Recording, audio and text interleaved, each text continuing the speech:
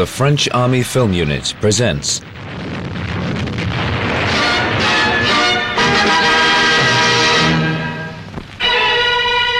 The Capture of Colmar by the First Army, filmed by cameramen from the French Army Film Unit.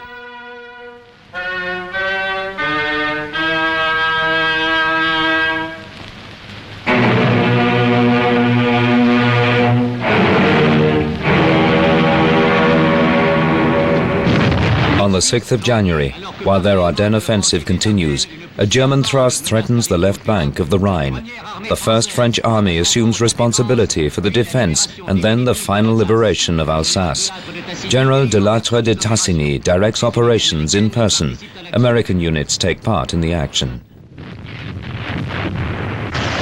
On the 23rd of January 1945, the Allies crossed the River Fecht and occupied the Colmar forest. On the 24th, they crossed the Ill between Ilhuisen and Husen. 16 inches of snow covered the ground, and the cold is intense.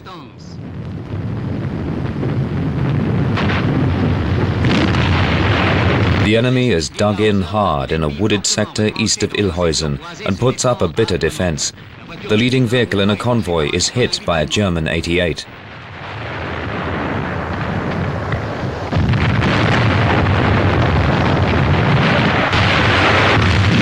The casualties are evacuated.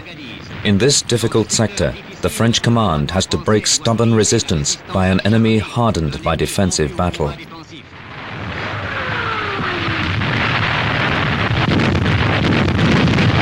Day and night, the raucous sound of the guns mixes with the growl of the armor. Enemy tanks cease fire, but the fire which consumes them does not cease. Germans may give up the fight, but the fight which is leading us towards Germany continues. By surrendering, these men, wounded and cowed by cold, fatigue and defeat, are surrendering a stolen province to us.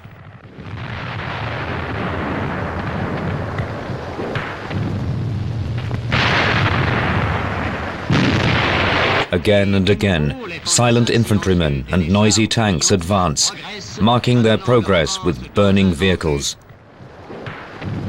and frozen corpses. Jebsheim is the last village before the Rhone-Rhine Canal. Here the cunning Germans have laid mines, slowing down our advance. Following the sands of Africa and the fields of Italy, it is now the snow of Alsace which has to be reconnoitered.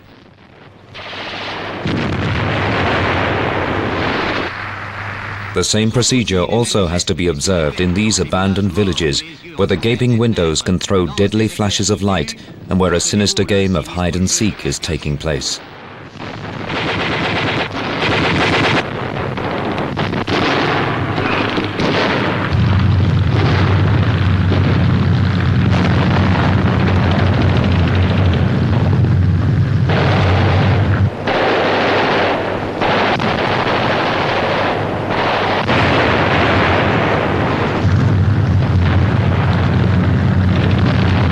The enemy holds on and will have to be dislodged from these ruins.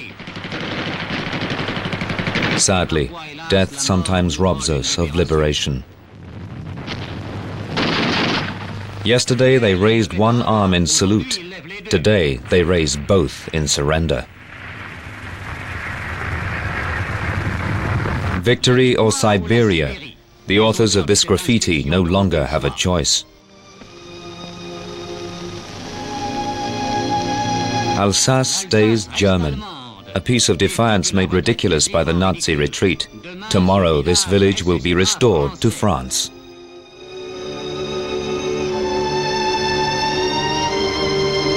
From now on, the Germans will only tread on Alsatian soil as prisoners. Between the 25th of January and the 1st of February, the Colmar Canal is reached, then crossed. An American push towards the Rhine cuts off many enemy units to the northeast of Colmar.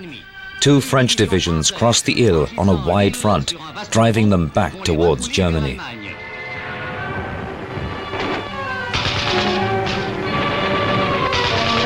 The The pincers close on the Colmar pocket.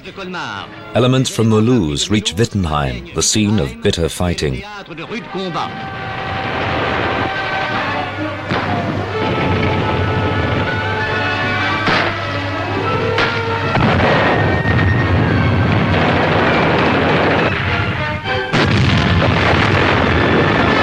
Here the war once more ravishes a peaceful town, and here too the snow covers weapons and warriors who have fought their last battle.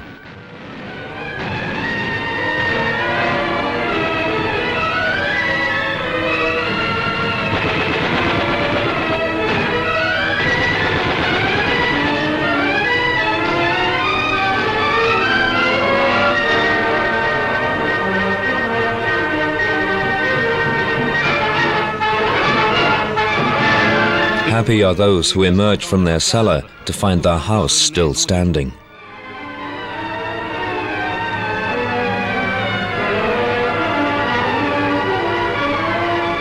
While those who were responsible for so much misery are marched off to a prison camp, other columns are forming. Pathetic columns of homeless people forced to abandon the pitiful remnants of a life of hard work. They move straight ahead, hesitating at the unfamiliar crossroads which mark the stations of the refugees' long Via Dolorosa.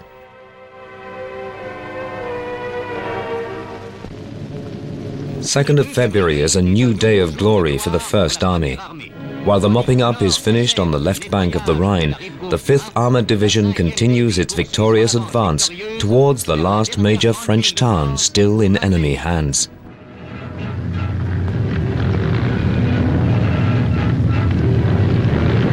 Colmar is near. The villages on the outskirts of the town have suffered greatly. The retreat, like the German advance, forces the French from their homes.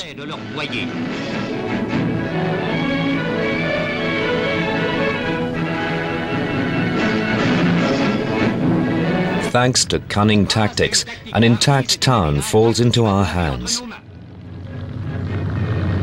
A German poster, a French town.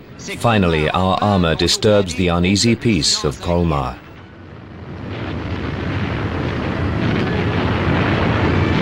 The streets are deserted.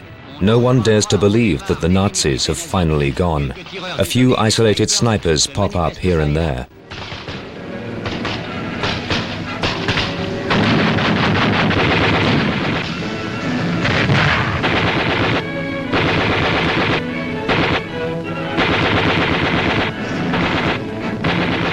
Little by little, prisoners emerge. Many of them know that the Russians are at the gates of Berlin and are no longer under any illusions.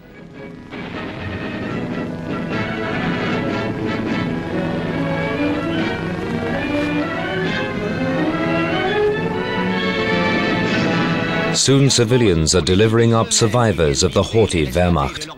17,000 men have fallen into the hands of the Allies in the Colmar pocket alone.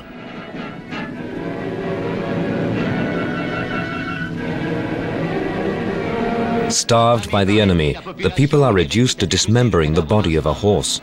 Bread destined for the Nazi troops is recovered. Finally, the great news is spread. The French have arrived. This time the last doubts are swept away, the last fears dissolved, and everyone gives free rein to their joy. In a few minutes, a holiday atmosphere welcomes our soldiers and their valiant American comrades.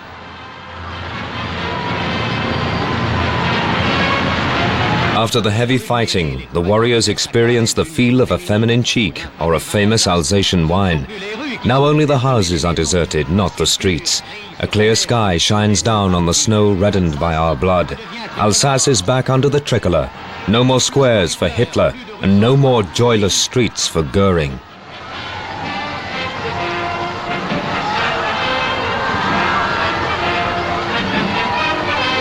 Accompanied by the generals de Vernejoul and Milburn, the Préfet and Mayor of Colmar make an emotional return to their liberated town.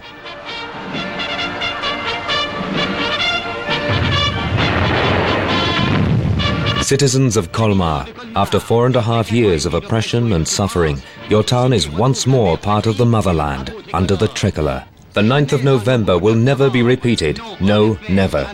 The First Army has retaken Alsace. The enemy will have to plead for mercy on his own territory. The Rhine has been reached, and France has re-established its borders.